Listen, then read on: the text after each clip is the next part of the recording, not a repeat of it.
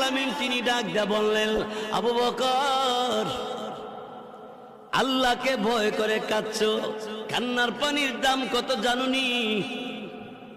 চোখের পানির দাম কত জানেননি?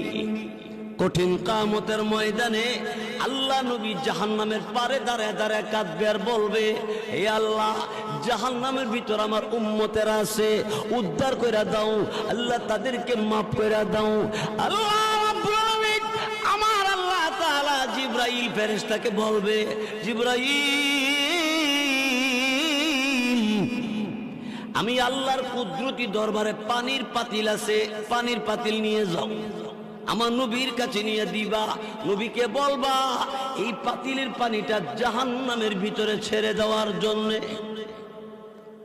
রসুলের কাছে জিবরাইল পানির পাতিল দিবে, আর জিবরাইল ফেরেশতার কাছ থেকে রসুল পানির পাতিল পাইয়া পানিটা জাহান্নামের ভিতরে ছেড়ে দিবে।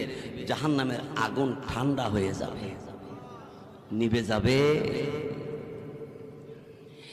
দিলের নবী, আমার আপনার নবী রাহমাতুল লিল আলামিন এমনি ডাক দিয়ে বলবে, জিবরাইল, এত দামি পানি কোন জায়গা থেকে এনেছো? এটা কি হাউজে কাউসারের পানি না জমজম কুয়ার পানি? জিবরাইল বলে, নবী গো, এটা হাউজে কাউসারের পানি না, জমজম কুয়ার পানি না, এটা কিসের পানি?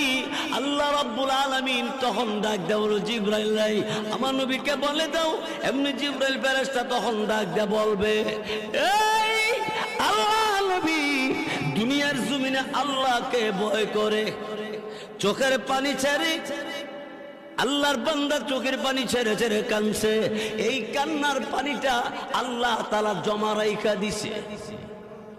আপনি করিগর গভীর রাইতে তাহাজ্জুদের নামাজে রাত কাটাইলে গভীর রাইতে আর ঘুমায় না, এমন অনেক মানুষ আছে, বহু লোক আছে, অল্প বয়সের আছে, মহিলাদের মধ্যে আছে, পুরুষের মধ্যে আছে। কত মানুষ শেষ রাইতে আর ঘুমায় না, ওযু বানাইয়া তাহাজ্জুদের নামাজে দাঁড়াইলে যায়, তাহাজ্জুদের নামাজ পড়ে ভিক্ষুকের মতো দুইটা হাত আল্লাহর দরবার বাড়াইয়া দিয়ে বলে, আল্লাহ প্রভু, এই পরওয়ারদিগার আলম, আমি গুনাহগার, তোমার নাম গফফার, আমি নাফরমান, তোমার নাম রহমান। আমরা নাফরমান কিনা? আল্লাহর নাম রহমান। আল্লাহ তুমি দয়া করে আমি নাফরমান রে তুমি মাফ করে দাও। চোখের পানি ছেড়ে ছেড়ে কাঁদতে কাঁদতে কুদরতি কদমে, আল্লাহর কদমে সাজদায় পড়ে কান্দে, বলে আল্লাহ তুমি আমার মাফ করো।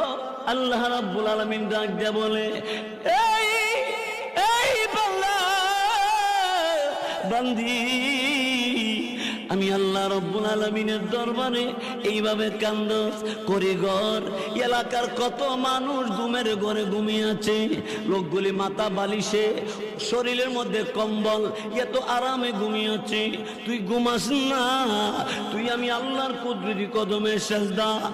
এইবার সব মানুষের মাথা বালিশে, আর তোর মাথা আমি আল্লাহর কুদরতি কদমে। আরে বান্দা, আমি আল্লাহ তোরে মাফ করবো না, কারে মাফ করব? গভীর রাতে গুনাহ করেছিস, কেমন গুনাহ করেছ? আমি আল্লাহর কাছে যখন সেজদা করে ডাক দিছ, আমি আল্লাহ এই মুহূর্তে তোরে মাফ করে দিছি। জোরে কোন ঠিক কিনা? আল্লাহ মাফ করবো কিনা? গুনাহগার বান্দা বান্দিরে আল্লাহ তাআলা এত সুন্দর করে ডাক দিছে, কোরআন শরীফে আছে। আল্লাহ বলেন, ইয়া ইবাদি, হে আমার বান্দা বান্দি। সুবহানাল্লাহ, জোরে কোন। কোন বান্দা বান্দি জানেননি? আল্লাহ বলেন, আল্লাযীনা আসরাফু